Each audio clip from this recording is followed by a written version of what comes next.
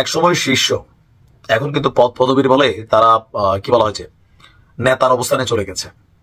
নানান আলোচনা সমালোচনা আছে আমাদের এই উপদেষ্টা পরিষদে যে ছাত্র উপদেষ্টারা যারা আছেন তাদের অবস্থান নেই। বিশেষ করে গতকালকে নাহিদের যে ওয়াসাতে চাকরির ব্যাপারে রেফারেন্স হিসেবে দুই একজনের নাম আসছে বা সমন্বয়কদের নাম আসছে, এটা নিয়ে কিন্তু এই মুহূর্তে বাংলাদেশ তোলপাড়।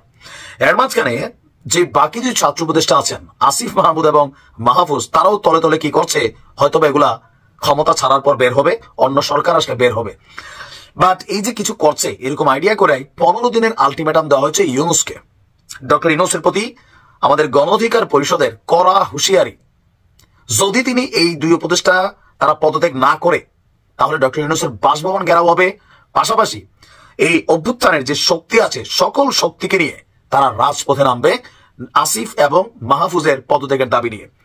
অন্তর্বর্তী সরকারের দুই ছাত্র উপদেষ্টা মাহফুজ আসিফের পদত্যাগের দাবি করেছে গণ অধিকার পরিষদ। তাদের বক্তব্য আজকে 12:30টার দিকে রাজধানীর পুরনো পল্টনে তাদের কেন্দ্রীয় কার্যালয়ে সংবাদ সম্মেলনে তারা বলছেন, যদি 15 দিনের মধ্যে তারা পদত্যাগ না করে তাহলে গণঅভ্যুত্থানের সকল শক্তিকে নিয়ে কঠোর কর্মসূচি ঘোষণা করা হবে, প্রয়োজনে ডক্টর ইউনুসের বাসভবন ঘেরাও করা হবে।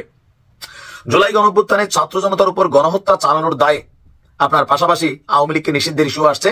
এর পাশাপাশি রাশেদের বক্তব্য, সম্প্রতি ওয়াসা নিয়ে যে বিতর্ক সৃষ্টি হয়েছে সেই নিয়োগগুলোকেও বাতিল করতে হবে। সরকারের বিভিন্ন দপ্তরে ছাত্র প্রতিনিধি হিসেবে যারা নিয়োগ পেয়েছেন তাদের নিয়োগও বাতিল করতে হবে। এইটা খুবই যৌক্তিক। মানে এই জায়গাটাতে অনেক জায়গায় বাংলাদেশের বিভিন্ন জায়গায় বিভিন্ন দপ্তরে ছাত্র প্রতিনিধিরা ঢুকেছে যাদের সব জায়গায় কিন্তু যোগ্যতা নেই, কিন্তু বলে ক্ষমতা দিয়া হেলোটেলোতে রেফারেন্সে ঢুকে গেছে। সংবাদ সম্মেলনে আপনার তারা বলছেন যে শিক্ষার্থীদের দল গঠনের মাধ্যমে ডক্টর ইউনুসের সরকার নিরপেক্ষতা হারিয়েছে, ফলে ছাত্রদের মধ্যে থেকে যারা উপদেষ্টা পরিষদে আর রয়েছেন তাদেরও পদত্যাগ করতে হবে।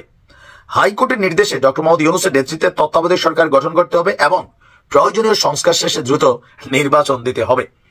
14, 18, 24 সালের নির্বাচন আদালতের মাধ্যমে বাতিল ঘোষণা করতে হবে। আমি যারা এমপি হয়েছিলেন তাদের সম্পদ জব্দ করতে হবে, যেটাতে বিএনপি জীবনও মানবে না। কারণ এই ইলেকশনগুলোর মধ্যে বিএনপির অনেকেই অংশগ্রহণ করেছিল, এমপিও হয়েছিল। যদি এটা মানে তাহলে বিএনপির যে এমপিরা আছেন তাদেরও সম্পদ কিন্তু বাতিল হবে। এখন গণ অধিকার পরিষদের অবস্থানটা হয়েছে কি, একটা সময় মানে যখন বাংলাদেশে আওয়ামী লীগ ছিল, বিএনপি মাঠে নামতে সাহস পেত না, জামাত আত্মঘাতী না মানে গুপ্ত স্টাইলে রাজনীতি চালাইতো, তখন এই ভিপি নুরদের উপর তারা কিন্তু ভর করছিল। কারা ভর করছিল? জামাত বড় অংশ ভর করছিল, সাথে বিএনপি। হিরো নামের উপরে কিন্তু জামাত এবং বিএনপি ভর করছিল। তারা তখন বড় বড় নেতা হয়ে গেছিল চট কইরা, টাকা পয়সা বিকাশ টিকাশ অনেক দিছে। বাট এখন যখন আওয়ামী লীগ নাই, ক্ষমতার রাজনীতি চলতেছে, তখন কিন্তু আইসা নূরের পিছন থেকে সবাই সরে গেছে। নূরও সিদ্ধান্তহীনতায় ভুগছে বা তার সাথে থাকা নেতারা বিকাশ সাপ্লাই বন্ধ। আবার অনেক জায়গায় অনেক ধরনের ঝামেলাও পড়ছে, কতক্ষণ ছাত্র অধিকার দৌড়তে জাতীয় নাগরিক পার্টির দিকে, কতক্ষণ বিএনপির পক্ষে, কতক্ষণ আওয়ামী লীগ। মানে ওনারাও মনে বুঝতেছেন ওনারা কি করতেছেন। এই টোটাল টিমের ভিতরে নির্বাচন হলে ভিপি নুরও পাশ করে কিনা আমার সন্দেহ, আর বাকিদের তো অস্তিত্বই থাকবে না। যদি কোথাও বিএনপি জামাত আওয়ামী লীগ দাঁড়ায়, সেখানে গণ অধিকার পরিষদের অস্তিত্ব খুঁজে পাওয়া যাবে না।